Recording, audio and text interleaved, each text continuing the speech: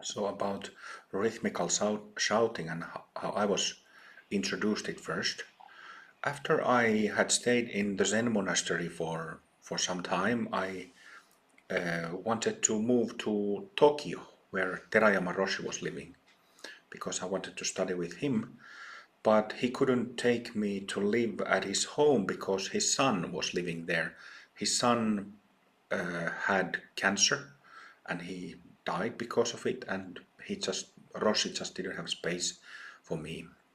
So I stayed in this place called Ichikukai Dojo, which was founded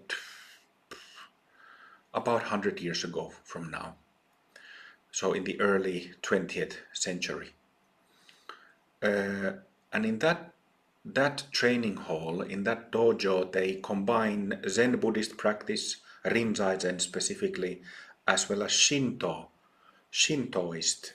purification practices.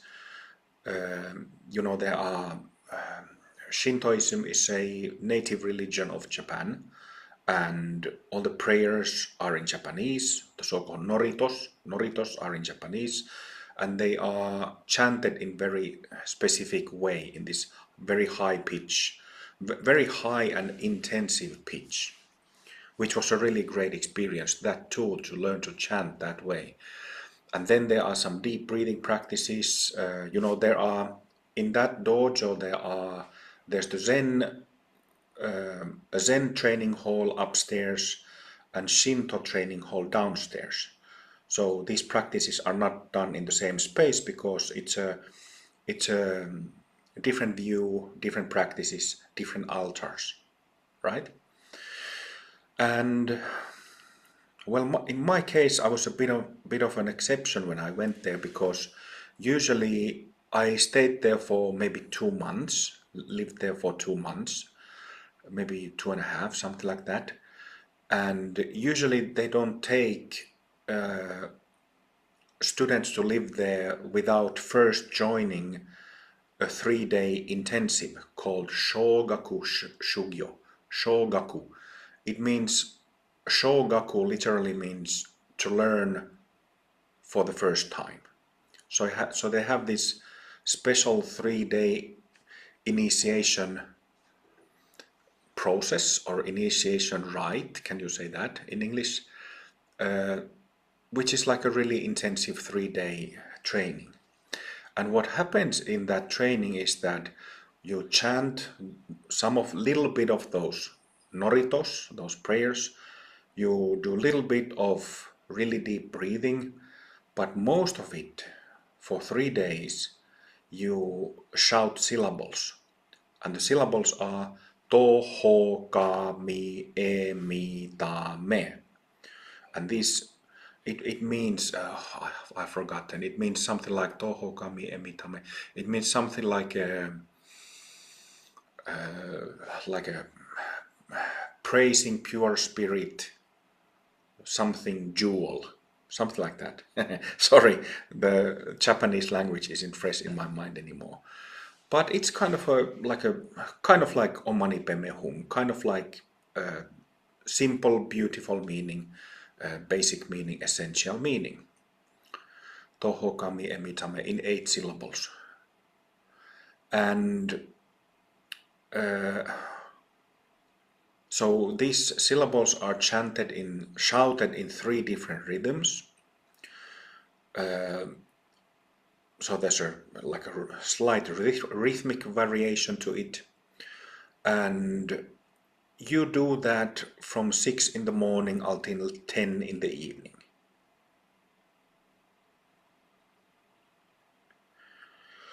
Of course, you have, I think it was 3 meal breaks.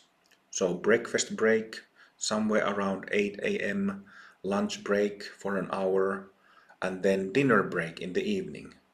But from 6 a.m. to 10 p.m., which is 16 hours, you shout for the rest of the time. For, 13 hours a day, you shout these syllables for 3 days in a row. So that was my That was my, I had stayed there, I had gotten to practice uh, this form of Shinto practice. It's called Misogi Harai. Misogi Harai. So Misogi means purification practices. It's a general term for Shinto purification practices. And I had already learned it because I stayed there for maybe 3 weeks or something like that before the next 3 day initiation retreat. But still, 13 hours a day for 3 days in a row. It was very intense. But I have to be honest about it because I mean, so this is in Japan there is this. It's very old school to practice like martial art, Japanese martial arts in Japan, or calligraphy in Japan, or any of these traditional arts. It's very old school, considered very old school. There are new practitioners also, but it tends to be that, and it was very much like that at Ichikukai, that most of the members of the dojo, it had been around for 100, almost 100 years then, and it had mainly elder members, mostly men who were already retired, and then some younger members. But there was this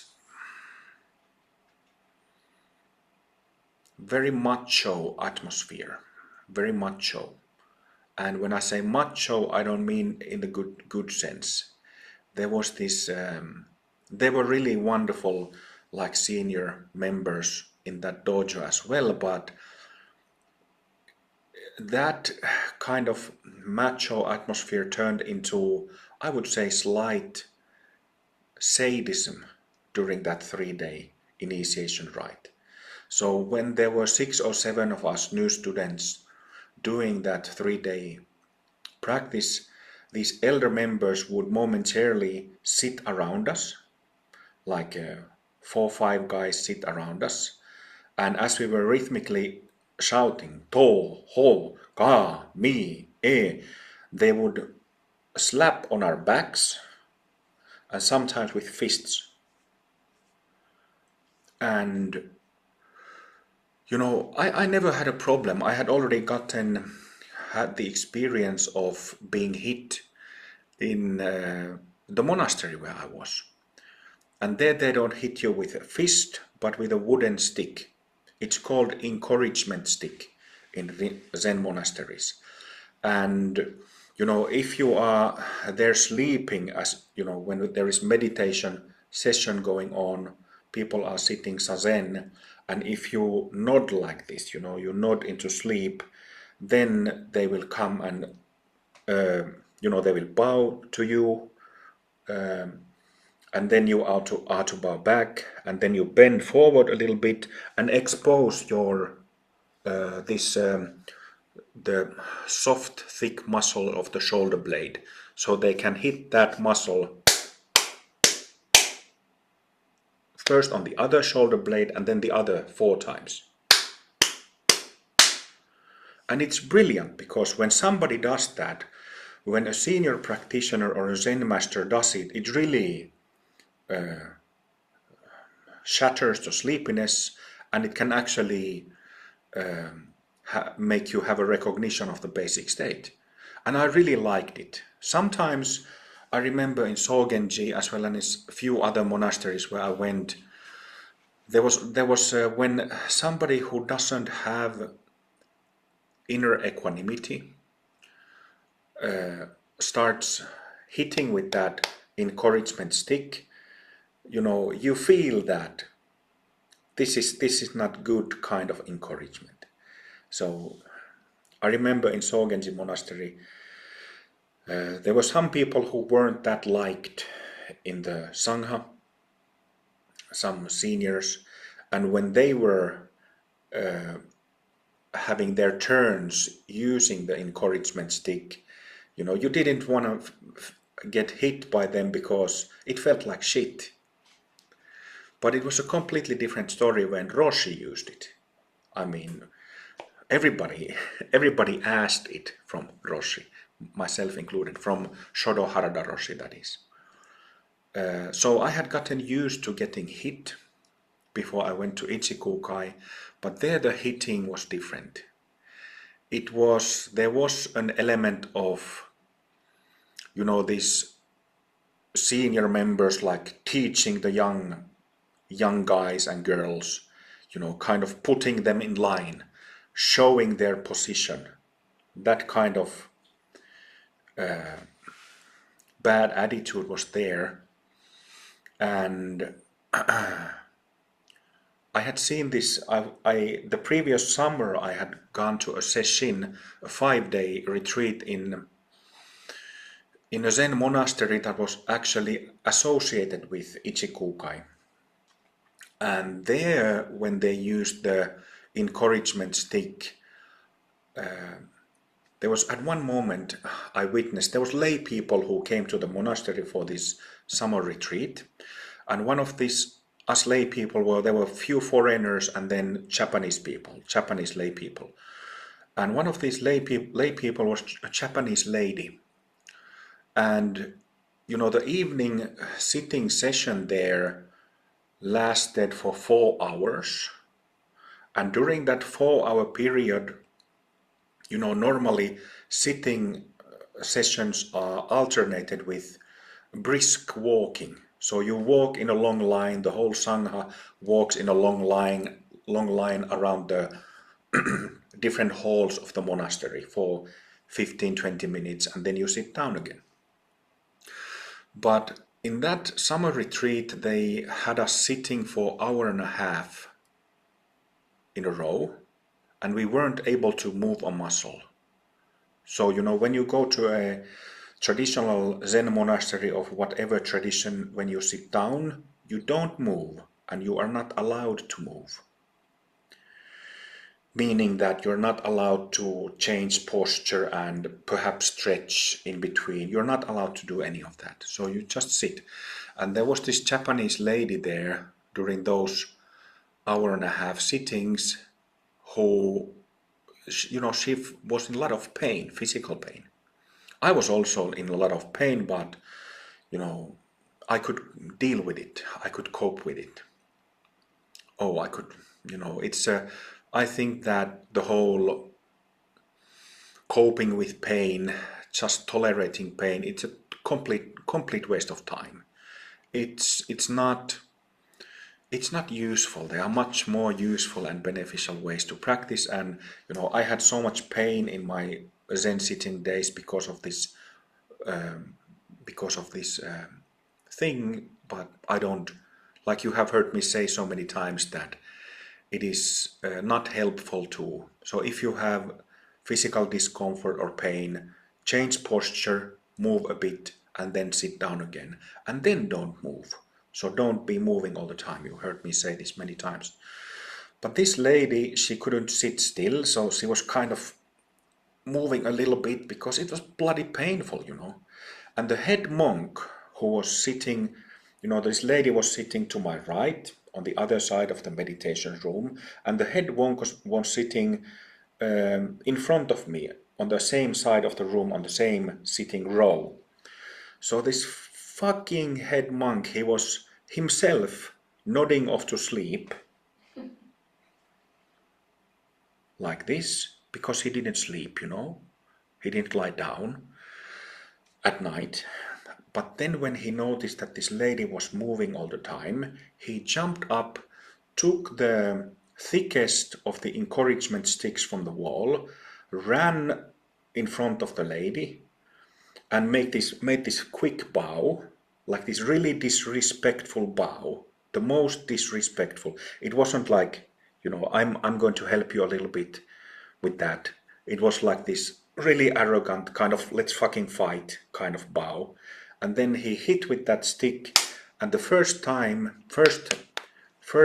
strike he gave, the thick wooden stick broke. And I had never seen that before. And that lady, she started crying. She was like pouring her eyes out. And that son of a bitch of a head monk, he returned to his place, and I guess that he felt good about it. That this sadistic bastard, that I guess he felt that now I really did my job well. And this lady, we were all sitting silently there. Everybody saw that, right?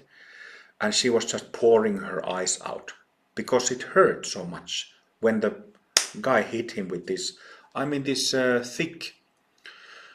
I'm not actually sure which wood they're made of, but it's really hard wood that they make these sticks of. And he used these winter sticks, not the summer sticks. That's what I mean, that he chose the thickest one. The summer stick is thinner because in the summer the monks use thinner robes, but in the winter monks use thicker robes, so they use a thicker encouragement stick. And he broke that one to that poor lady's. I mean, she must have weighed like 50, 60 kilograms, that lady. And this fucking asshole, he just physically abused her. And when that happened, I had to, clench my fists and squeeze my clothes so that I wouldn't stand up and beat the shit out of that guy. Because I had seen these kind of situations, physical abuse, violence, enough in martial arts and in street fights, that there was no question that this was abuse. And so I, clenched my fists and bit my teeth and got to the end of the sitting session, and then the bell rang and the monks left the room. And then I remember talking with a friend of mine, Kono-san, Japanese man who took me to that retreat, and I told him that, fuck this is a fucked up place, I don't wanna. It was maybe the second but last evening of the retreat. So we had been there for 3 days already, or 4 days. But then he persuaded me that, Kim-san, this is not violence. This is how training is done in a place like this. And I didn't buy it. I didn't believe him, but it was really unhealthy place to be. And that poor lady, I've thought about her so many times. I hope she never went back to that hellhole of a monastery. It's just bad. But this monastery was a so-called Sodo monastery, which means that it's a training place for young monks who mainly become priests in local temples. So unlike in the West, here Buddhism or Zen Buddhism is not a religion. And this is something that I learned because for the 1 or 2 years before I went to Japan, I had practiced Zen in the West, in Finland, in Sweden, and it never occurred to me that Rinzai Zen Buddhism can be somebody's religion. That it can be like when we go to church on Sundays in Finland, or, have baptisms and weddings and funerals. There are people like that who go to a Rinzai Zen temple in Japan. And so this monastery where this happened with the lady and with the asshole head monk, it was a Sodo monastery, where people don't really come to do long time awakening practice, but it's a place to train monks and priests who become priests in local small Zen temples around Japan. And there are many Zen monasteries like that where they train priests. So this means inevitably that, even the head monk probably doesn't have that many years of practice, that he hasn't practiced that many years, and he's simply the oldest one of the monks. I remember this particular monk, he had practiced for 8 years, which is not that long. For example, in Sogenji, where I trained with Shodo Harada, there was a dozen people who had been there for more than 20 years. So it's a completely different kind of training atmosphere, a completely different experience these people have because they have been training for so long. So anyway, back to Ichikukai and that encouragement with their fists. Again, I was squeezing with my fists too, when we were doing that shouting practice, and these older men, when I felt we were shouting eyes shut, and when they sat around me, you can feel that they are sitting around you. They sit around you and then they go to the next person and keep doing this throughout the day, encouraging us one by one. And then they start slapping you, slapping from behind, maybe slapping you from both sides, like this, shouting with you. But there was this unhealthy element of physical abuse there. And I had to clench my fists not to hit back. It's one of the shittiest experiences I've had in my years of training. There are some others, like some other really fucked up things I've witnessed and seen, but this is kind of close to the top 3 of them. And I remember this man, I think he was an airline pilot, that man, if I remember correctly, who joined that same 3-day initiation in Ichikukai, and he had this beautiful, he was a Japanese man, and he had this beautiful traditional kimono on him, kimono jacket on him when he came for that retreat, this brand new, like shining brand new kimono jacket. And by second or third day, he had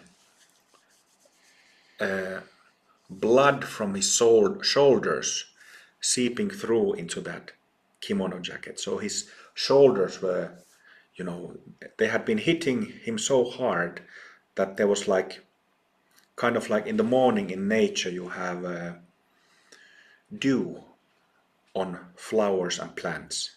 So he was dewing blood from his shoulders through this brand new kimono jackets. And when we were having meal together in this closed room where we also slept, all of us doing that practice session together, and he was kind of like doing this, pulling the fabric of the kimono jacket off from the bloody shoulders. It's we don't do it like that, do we? So there are so many fucked up things and so many like this whole category that spiritual practices that are supposed to heal you, help you, awaken you, and then there are these really screwed up abusive elements, macho, toxic masculine elements.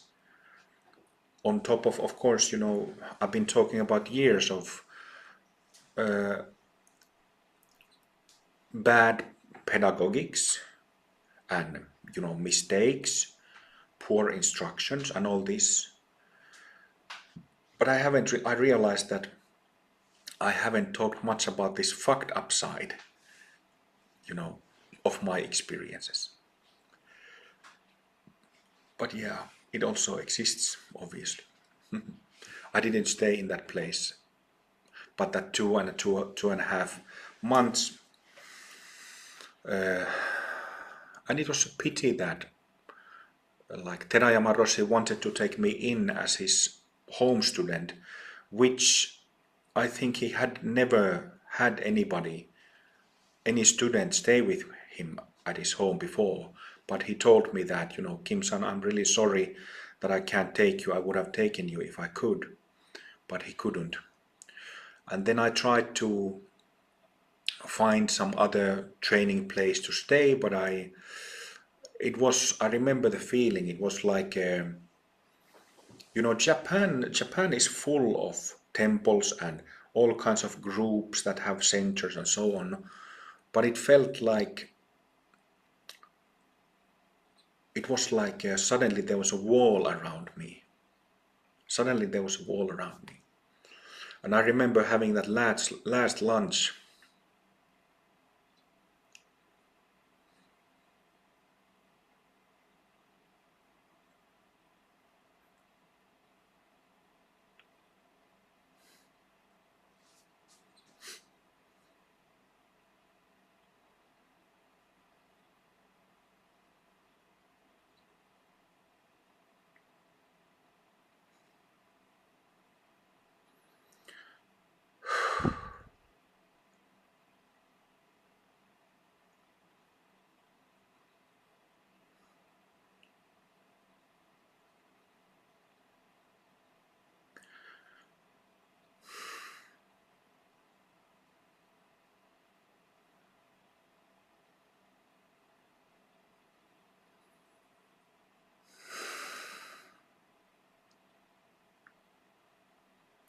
I remember having the last lunch with Terayama Roshi.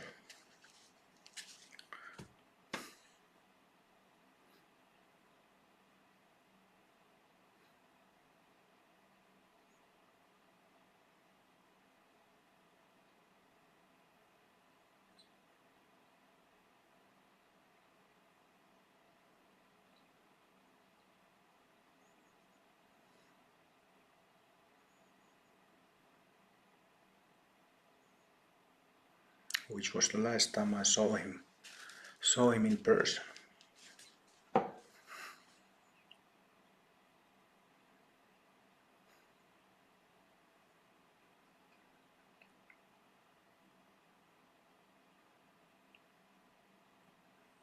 And he said something that Zen masters, I had never heard a Zen master say.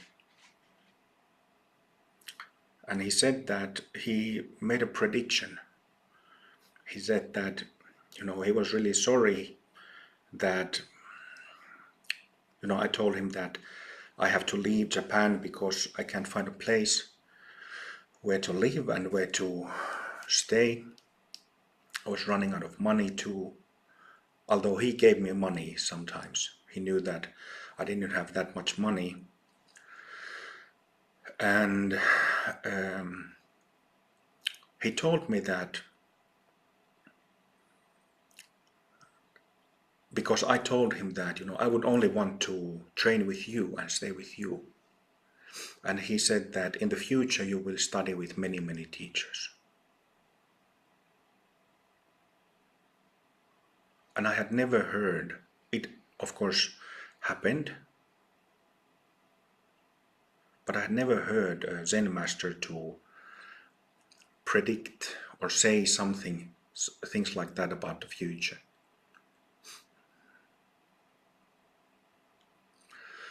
Then, of course, Terayama Rossi passed away 2 years after that. He got stomach cancer, and then quite quickly the stomach cancer spread and got worse, and he died.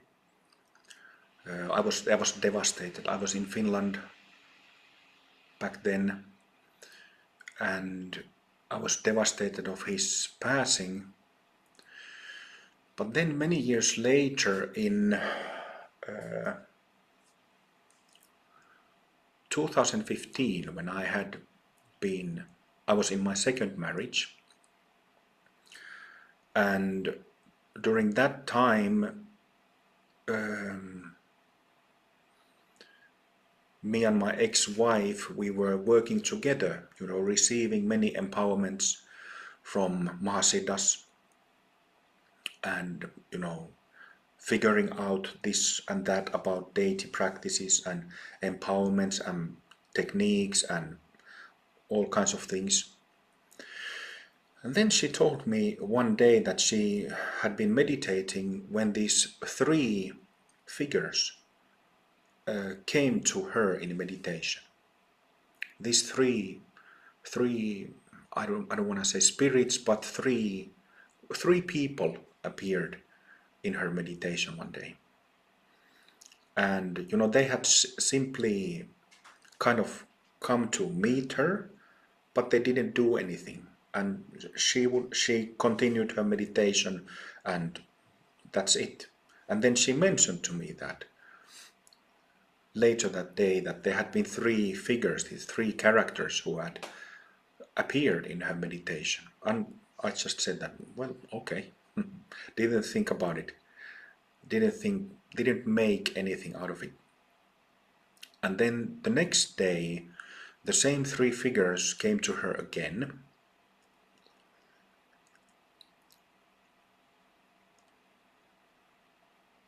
And now I'm not sure if she had recognized, because of course I had talked to her about Terayama Roshi and Terayama Roshi's master, Omori Sogen Roshi. I have definitely talked to her a lot about them, but I don't remember if she recognized those two or not. But anyway, they came to her and asked her for an Amitabha empowerment, which she gave, because she felt that they were really sincere, really, really sincere, really open, really honest. So she gave them an Amitabha empowerment. And then when she again mentioned this to me after her meditation session, then I felt like, oh, I sat down and I realized that it was Terayama Roshi, Omori Roshi, and Omori Roshi's kendo, like a swordmanship teacher. What's his name? Yamada. Oh, this is embarrassing. I can't remember. Well, let's say Yamada Sensei. So these three, Terayama Roshi, Omori Roshi, and Yamada Sensei, Omori Roshi's swordmanship teacher, who passed away about 100 years ago already. And then I remember they were from 2015 until late 2015, so that must have been early 2015. Terayama Roshi came to me many times, and he was looking for, he knew that, so this is from 2007, from he passed away until 2015, it had been 8 years that he'd been in with Terayama Roshi and Yamada Sensei in non-physical worlds and realms. And then he knew that he was gonna have to take another rebirth. And then he asked me, my ex-wife was pregnant with our second child, but we had already chosen, well, now I put myself into a position where I have to say something about this. We had already chosen, there were many masters who came to us who said that they want to take rebirth as our children, but we had already chosen the one for our second child. So Terayama Roshi asked about this, if he could take rebirth as our child or maybe as our third child, but then we had already chosen the second child and we decided not to have a third child. So he finally, in one meeting, he thanked me and I thanked him, and he went to seek for another option for his reincarnation. But those meetings in 2015 when he showed up to me were really special.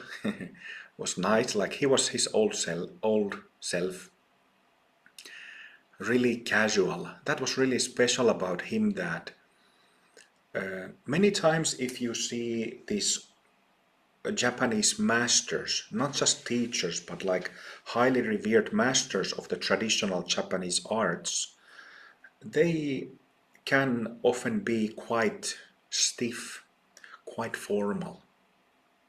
And I think this is like a indication whether a person is really a master or not.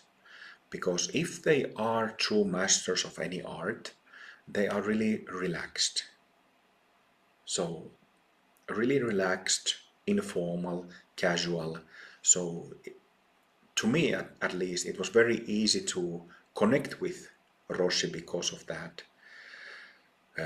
Well, we have karma from past lives also, so that was a factor. But he was very easy to approach. For me, at least, he was always open, always supportive, always understanding. But he, there's something that I thought about last week, that one isn't really a student of a teacher unless you've been scolded by the teacher. I think that's a pretty good measurement. So if you haven't been scolded by your teacher about anything, I don't think you can call yourself a student. And one time I remember, I trained with Roshi before I went to Sogenji Monastery, and then he taught me the basics of Zen calligraphy, or Hitsu Zendo. It's called Hitsu Zendo, which means Hitsu, brush, Zen, Do, way. So, way of the Zen brush. He was the head teacher of that school of calligraphy. And he taught me the basics of it. He taught me how to, you know, prepare paper and prepare the whole brush and ink and all these utensils that you need. And he taught me how in Hitsuzendo you grab the brush in a certain way and then you move the brush in a certain way. And then after those initial lessons, I went to the monastery where I was practicing Hitsuzendo in the afternoons by myself when we had a little bit of time. And so I started, I was also practicing different types of sword practices at that time. So inspired by these sword movements that I would do, I started applying those kind of sword movements into grabbing the brush and holding it and moving it, which was different from how Terayama Rossi taught me. And the next time I went to Tokyo to train with him, I did this different movement when I grabbed the brush and held it. And, I took the brush and with this kind of a fancier way, not a direct way, but kind of this fancy movement. And then I wrote something on the paper. And as soon as I put the brush down again, Roshi was already, "Who told you to do that with the brush? I didn't teach you that. Don't do that." You know, interrogating me that. Not harshly, like he wasn't, not harshly, but kind of, don't do that. I didn't teach you to do that. And I understood it immediately.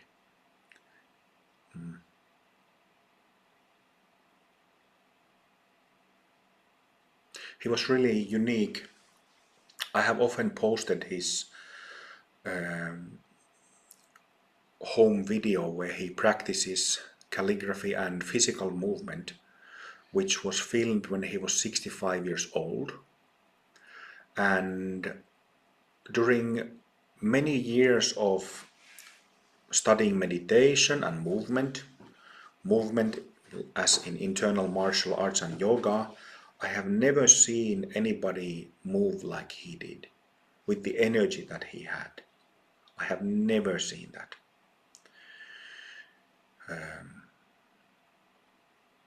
So he was really, really special. I still miss him a lot.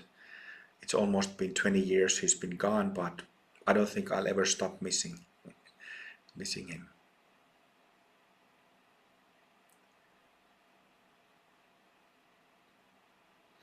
And now I can't remember why I started speaking about this topic, but I haven't through all these years of teaching, I haven't told these memories of training in Japan and these really bad, abusive places, abusive things that I have witnessed. So it was good that I was able to share this, and good for you to hear. Oh yes, I started speaking about that rhythmical shouting. Actually, just 2 days ago, I exchanged messages with a American Shinto priest because my training in Shintoism was very brief, and I don't really know that much about Shintoism and different styles of Shinto purification practices. So I contacted this Shinto priest who has done extensive training in Japan, and I asked him if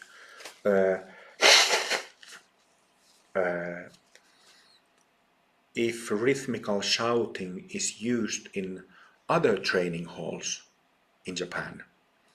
And he said that no, he doesn't. He's never heard that it's practiced elsewhere than in Ichikukai and its branch training groups.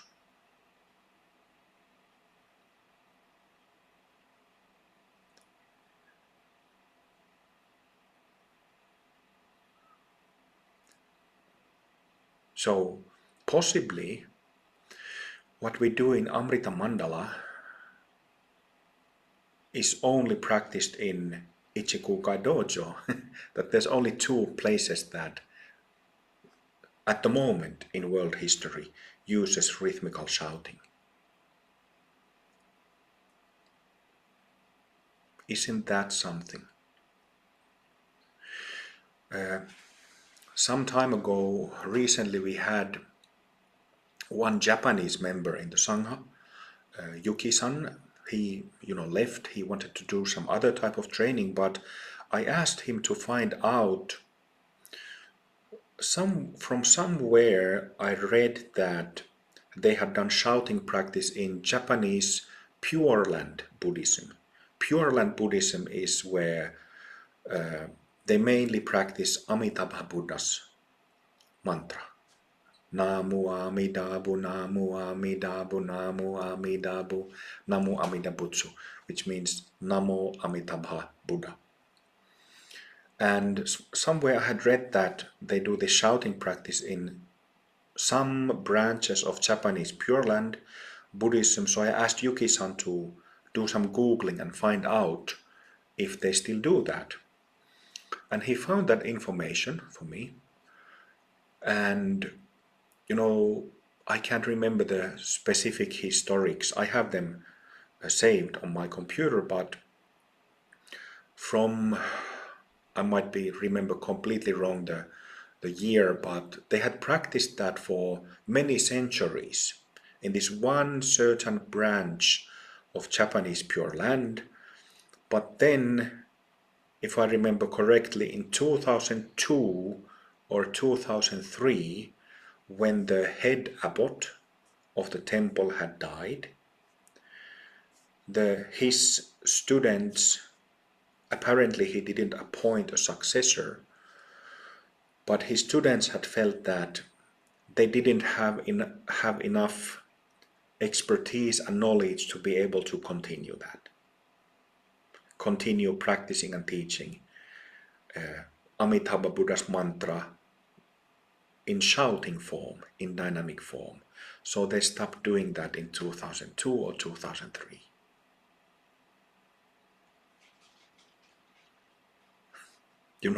How unfortunate is that?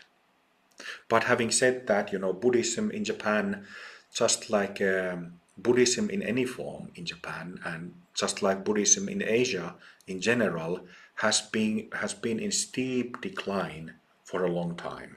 People don't go to temples, and therefore priests and abbots of the temples, they struggle to keep the temple running because they just don't have money.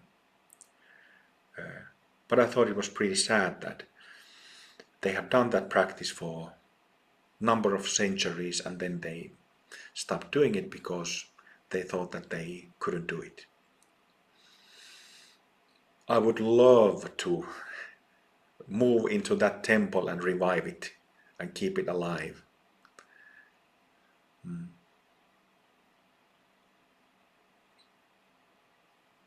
Because it works. So anyway, thank you for listening to my ramblings, my emotional ramblings. Thank you very much. Let's continue with practice.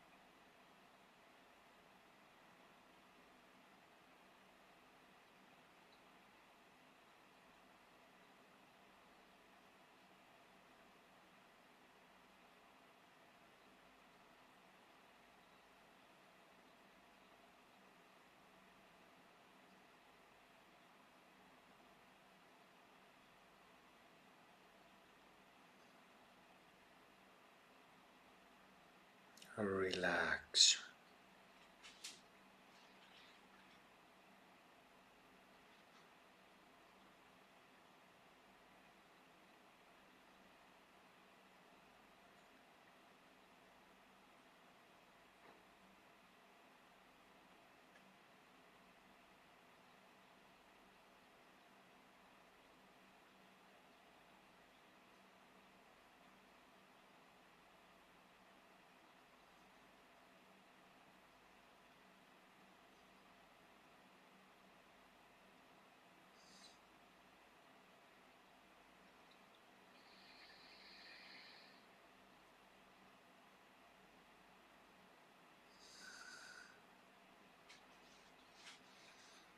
Simple reminder. Our basic nature. We are not special. Whether in samsaric delusions and habits of selfishness, or in our pure selfless mind, we are not special. Of course, there's difference between being deluded or being sober-minded. Big difference. But neither is special. Neither makes us more important or special than anybody else.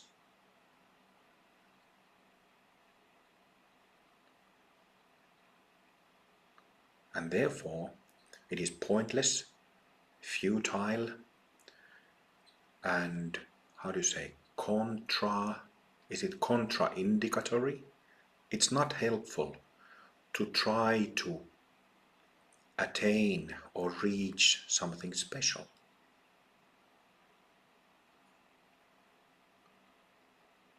Shadow is shadow and light is light. but it is simply the nature of light to radiate and to illuminate. It is simply the nature of light to illuminate. There is nothing special in that. It's just light.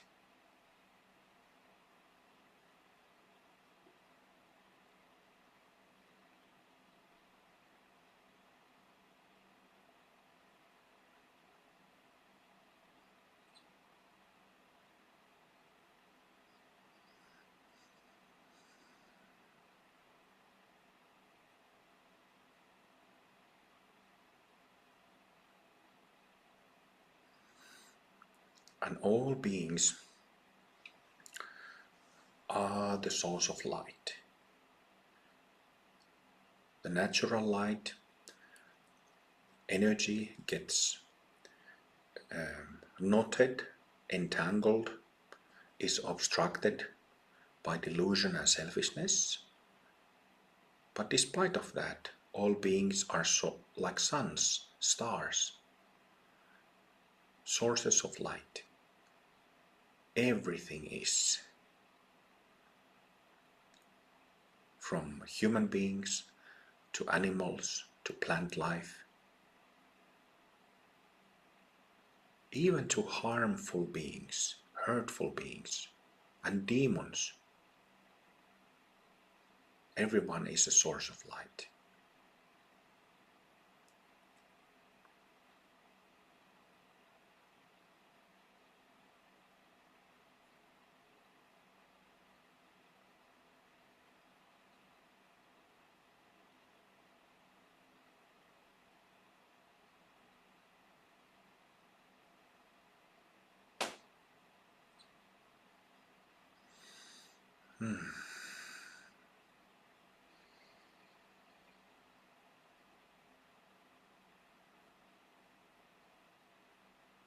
Every one of us, you, me, we are sources of light. If I say in esoteric manner, we are Buddhas in the center of our own mandalas. But it simply means that we are sources of light at the center of our own lives, having countless karmic connections with great number of people, beings, places. In this life, from past lives.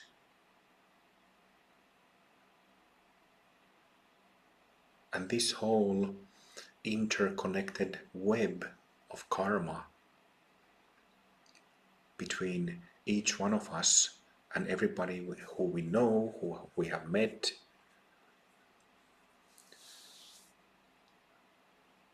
that's what mandala is. But you can't be deluded and selfish to perceive that, to understand that. So those causes of ignorance, causes of delusion, causes of hurt and hatred, jealousness, greediness, have to be removed to be able to see that. But it is not difficult to glimpse it.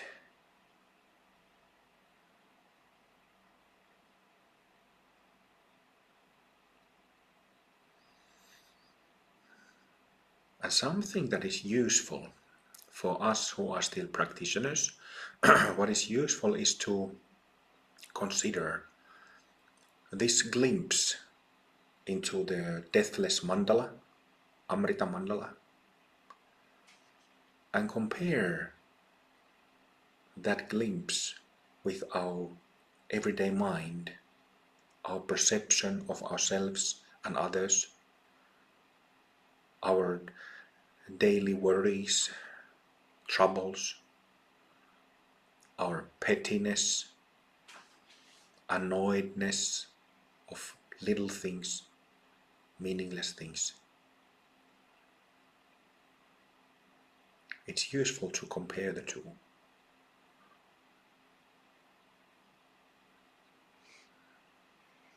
And learn to grow.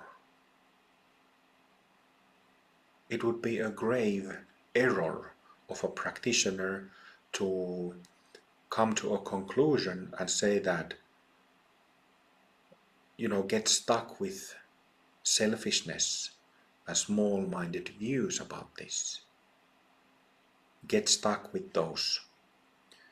If you come to the conclusion that yes, there is this enlightened nature, but the world is a fucked up place, and there's wars and there's political struggles and all these, I don't have enough money because blah blah blah blah blah. Do you understand?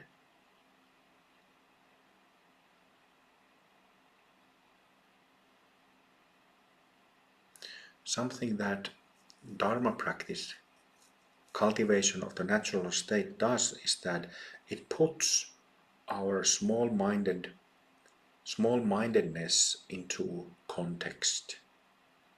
And because of taking that new sobering context, our views, pettiness, selfishness, all this is transformed, gets transformed.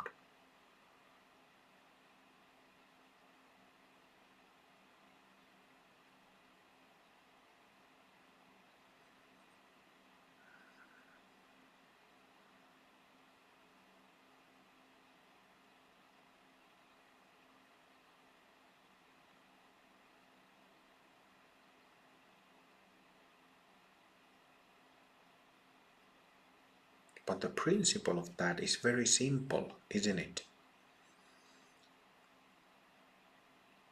So don't make it complex. Samsaric mind, deluded mind, the mind of ignorance makes things, creates troubles, creates complexity, makes things difficult, creates, is it the word, disencouragement? Is that a word? The opposite of encouragement. Disempowers us.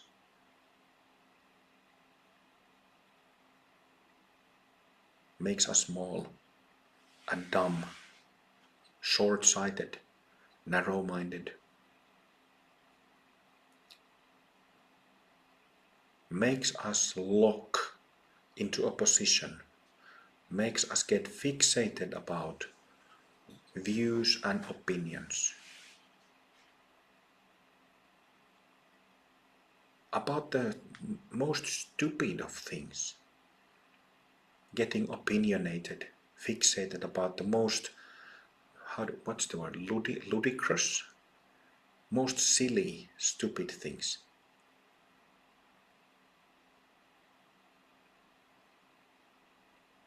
Yesterday we discussed about free flow, and the opposite of that, being stuck mentally, emotionally, energetically.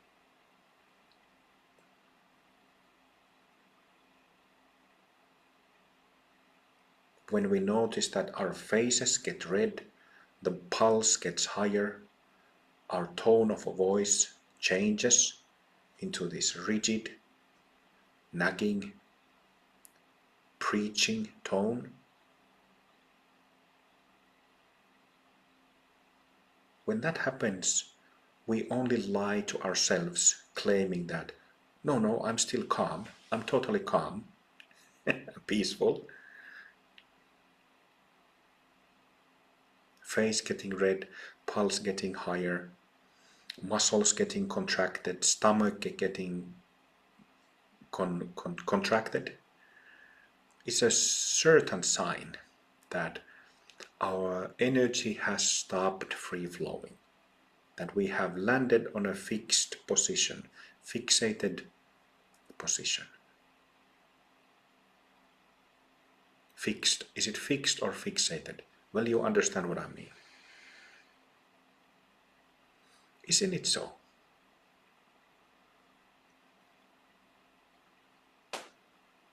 So then we unstuck. We become aware of being stuck. We become aware of pettiness, being annoyed about the smallest things, getting stressed about the stupidest things. We become aware of that. Bring awareness into the center of our delusion. And then a shift can occur.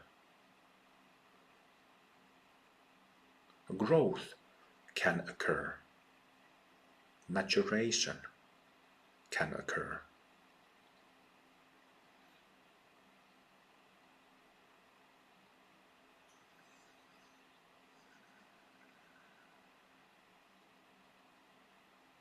And that is a way to fulfillment. That is the only way to fulfillment. If we allow little lies or bigger lies, we allow ourselves to get into a fixed, opinionated positions about anything. That's we getting stuck on, how do you say, habitually.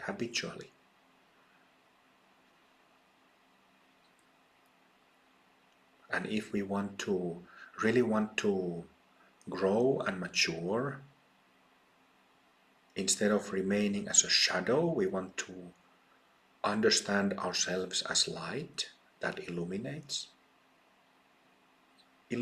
everything.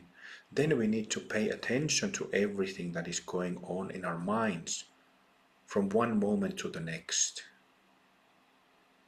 We need to pay attention when our pulse starts to get faster, when we get irritated, upset. We need to pay attention and bring that stuckness onto the path.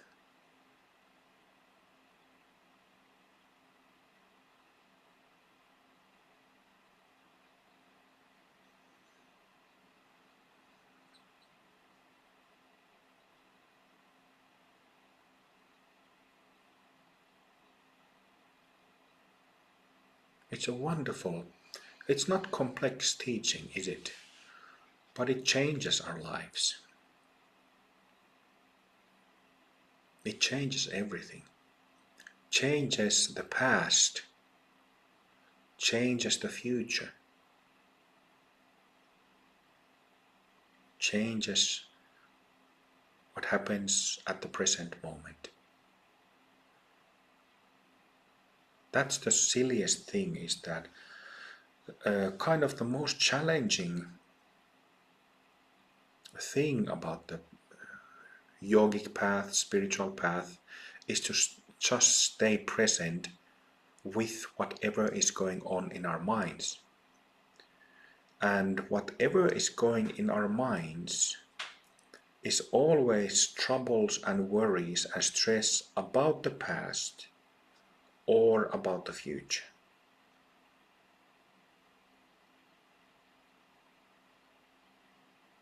It's something, what fills us with worry and stress and makes us small at present is because the habits accumulated in the past. Something that has happened in the past gives us this experience at the moment. And then we start worrying about the future also.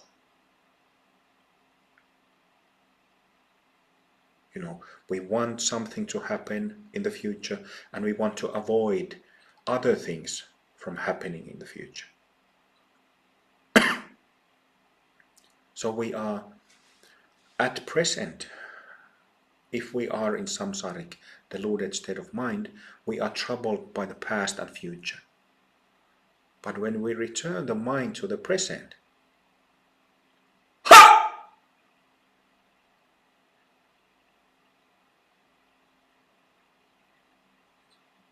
there is nothing there.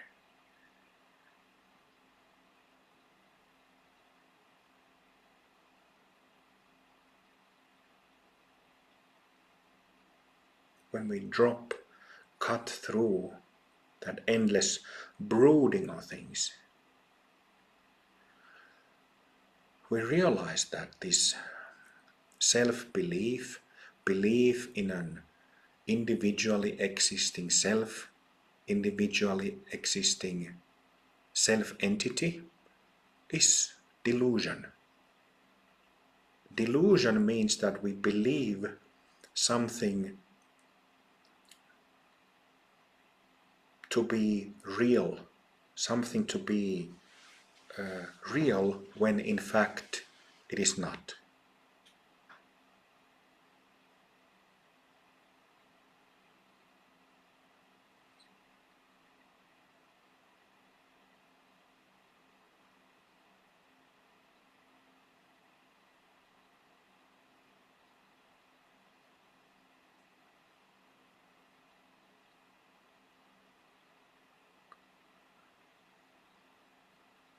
And when we truly drop all notions,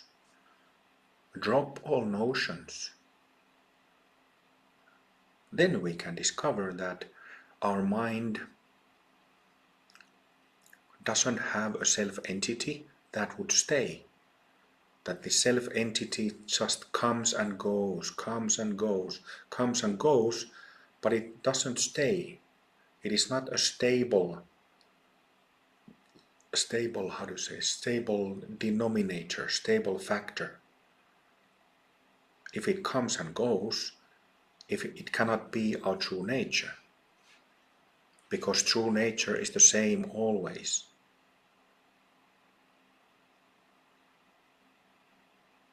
And the same with all these ideas, wishes, fears, hopes.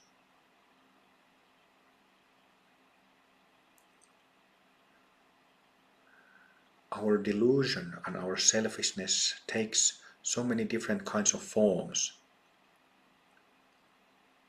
where we have some preferences, wanting this, avoiding that. What we want, we assume will make us happy and comfortable, would make us lives pleasant, and what we don't want, we assume would make our lives difficult, unpleasant, unhealthy, whatever.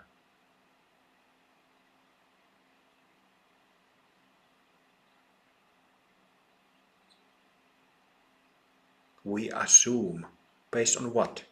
Based on the delusion of self, delusion of meanness.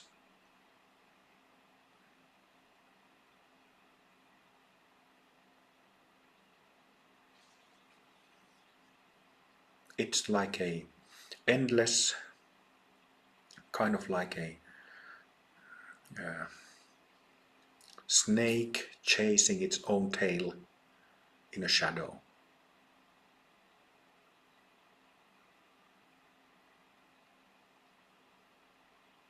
But we need to be careful. We have, this group on this retreat. Many of you have finished Bhumi purification. You are not self-deluded anymore. You have established selflessness or emptiness in your mind. But this is, by all means, one is not complete by completing that stage. There is selfishness, there is trauma, all that. So please pay attention. Pay attention to your mind on a daily basis, from one moment to the next, and never wait for something to happen in the future. Never trust the future in that sense. Don't postpone things.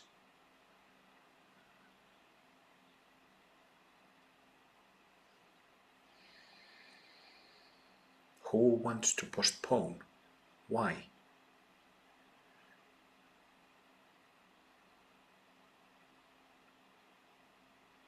The path is always either traveled or not.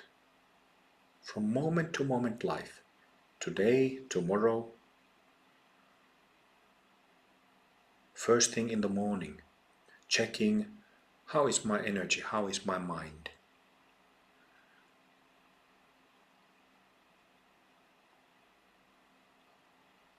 From one moment to the next.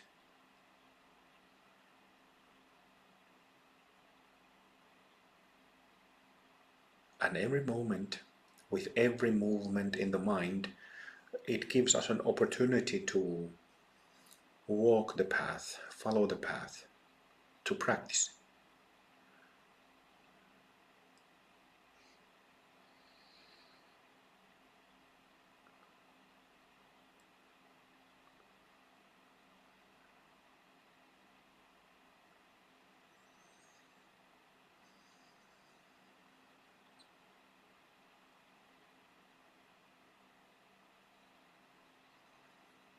Maybe something I spoke about my history and training in Zen, and I spoke about my masters.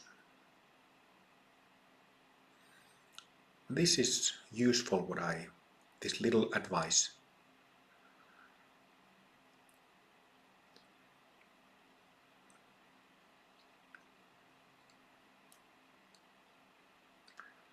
In West, we have a saying that what doesn't kill you makes you stronger. What doesn't kill you makes you stronger.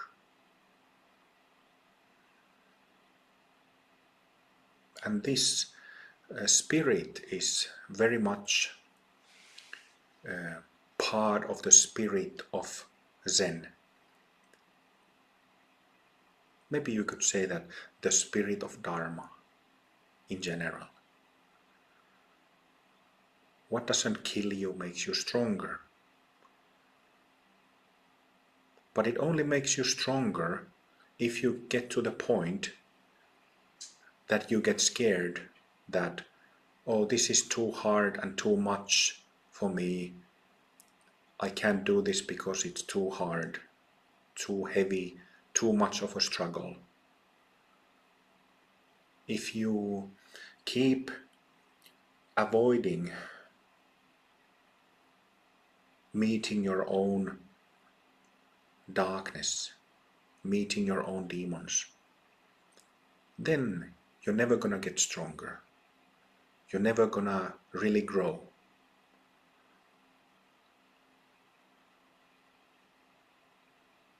So even in daily life, in daily practice,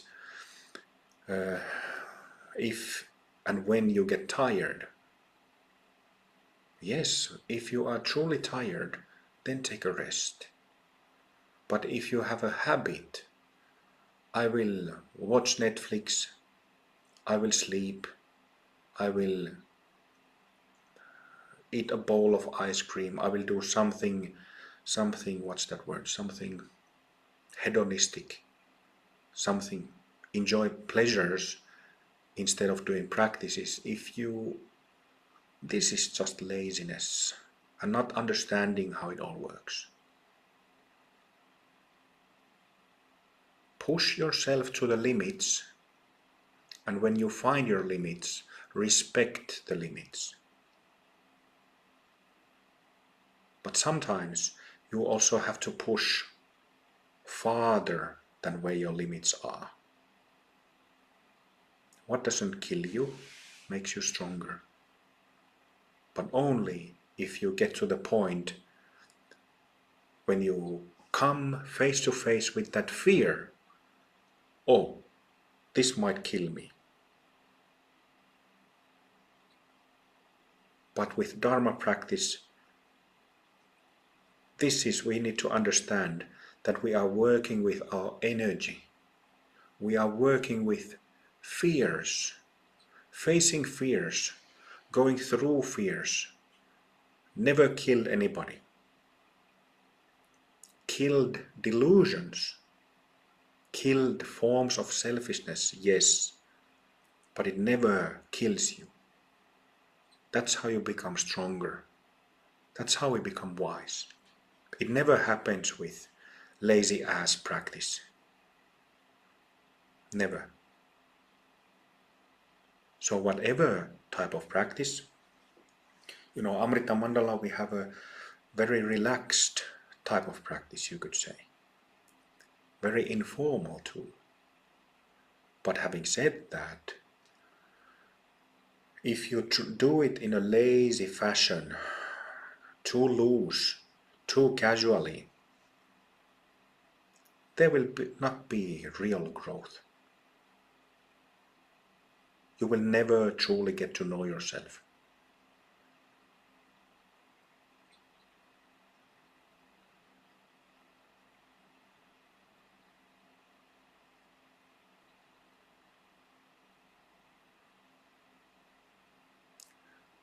And we need to understand, the whole point of this is that we need to understand how serious and severe our samsaric condition is. And again, like it's taught in classical Dharma, sickness, old age, and death meets us all sooner or later. If you understand this, even if you are 15 years old, you will understand that there is no time to waste.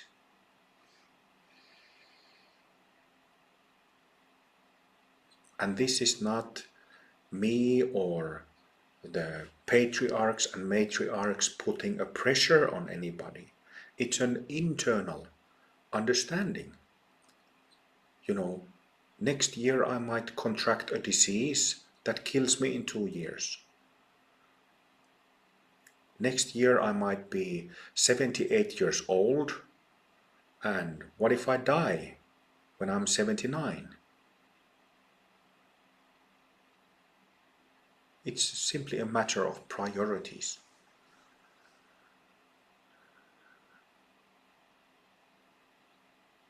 And when we prioritize like this, dharmically, it sobers us, makes our lives so much easier. The bullshit that keeps going in our minds from morning till night is cut through at the root, at least momentarily.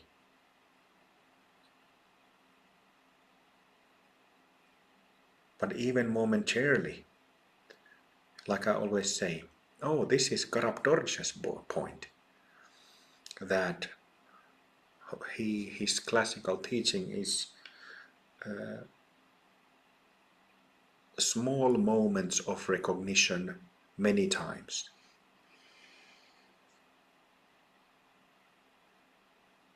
Small moments of recognition many times. Not only once a day, 50 times a day.